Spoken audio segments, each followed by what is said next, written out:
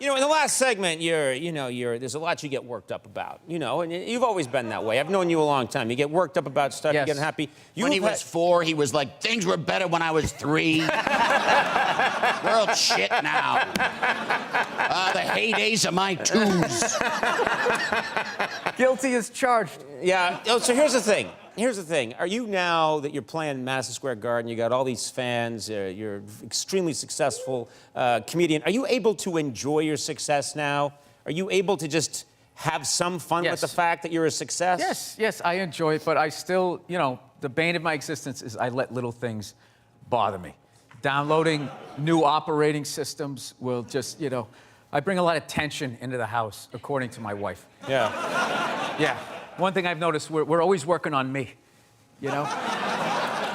Like, my wife is evidently some completed work, like under museum glass, and I'm like that building that has scaffolding around it for like 7 years.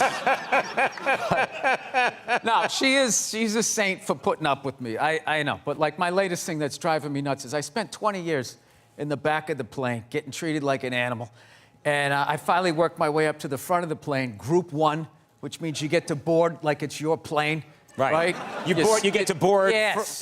You sit in a chair that's the size for a human being. There's a place for your bag. Yep. Right? You get a little hot towel and all that. And then the second I get that, all of a sudden now, there's like these 20 groups that are like pre-boarding now. Like half the plane qualifies, and they're getting on, and I just sit there just like losing my shit. It starts off like, it's just like anybody in uniform, anybody in the military. So it's like, all right. But after like the 20th guy, you just start being like, have you seen action? Are you on the front lines at least? Right? Then it's anybody with kids, anybody with disabilities, and then just anybody with a red shirt. Hey, it's Tony Tuesday. Anybody named Anthony can get on. Dude, one time, I saw this guy get on the plane. Okay, he wasn't in uniform, he didn't have kids, he had all his limbs, he wasn't limping, he didn't have a cough, he just walked on the plane. It's like, who the is that guy? Like, how did I get on before that guy?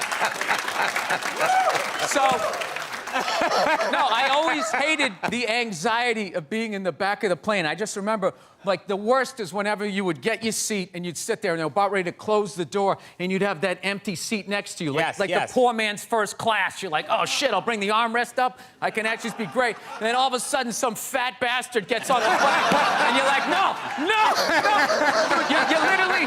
You're like Quint at the end of Jaws, like sliding down the floor. Right? So, one time, I swear to God, this is all true.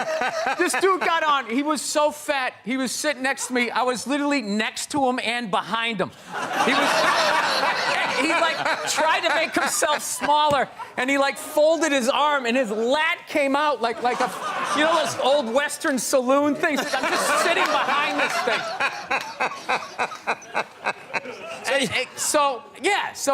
That motivates you to try to get to a certain place in life. So all these years, 20 years, you work your way up to the front, and now still, they won't let you... Yeah, now that fat guy's considered disabled because he can't stop eating cookies. So he gets on. Look at him groaning. 90% of the world is starving to death. That guy. Eat a salad and get on the treadmill like the rest of us. We're all working out. What is the problem? Well, okay, what could you do? Could you do anything then? Could you get on the plane? Is there anything you could do that would get Conan, I imagine there's something that I could be doing. There's always something that I could be doing. That's what I've learned being married. You know what? You should have done it this way. I'm sorry, like that literally... So I'm your wife right now. That was just playing in the loop. What am I doing now? This is the thing. You know what kills me? It's just like, if I could just fix my temper, my wife, she'd have nothing on me. Yeah. She'd have nothing on me. I work my ass off. I make a great living. I like doing the dishes. I'm a great dad. All she has on me is just, I don't know, like my overall vibe. That's it. Wait a minute. All she has on you is my it's vibe. your overall personality and vibe. Yeah, but what kills me, I was this guy the essence of who you are is the only thing. Yeah, but I was this guy when she met me. Yeah. She's acting like I changed. Yeah. I was always flipping out. Were you flipping out the day, like when you met? Did you flip out? Did you really that early? Yeah, I remember. She told me to go see that movie Monster. Remember that movie with Charlize Theron? Yeah. Remember that? Yeah. Yeah, and everybody was saying how, oh my God, it was unbelievable. Like, they literally blamed guys that she was a serial killer. Yeah. You know what I mean? Like, when you saw the Jeffrey Dahmer movie, it wasn't like, somebody shoved a tuna fish sandwich up my ass, and I confused people with food, so they didn't make, like, a big excuse for him. You know? She was a psycho killing people, and she should have died. But I'm, like, watching it feeling guilt. Do they ever take responsibility for their actions? Even when they're murdering people, it's somehow our fault. It's unreal.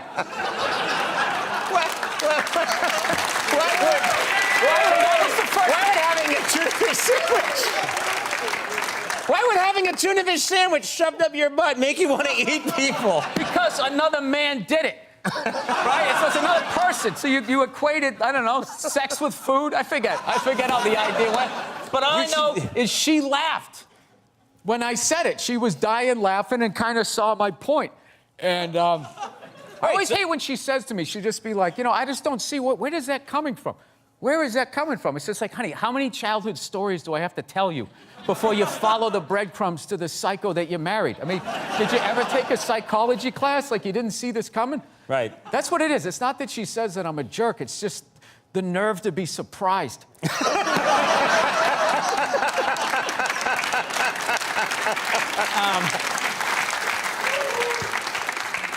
All right, I wish we had more time. Good God. All right. I feel like do I help you at all by getting this stuff out? Cathartic. It's cathartic, right? Cathartic, because I'm going to go home. She's not going to watch this. She's over me.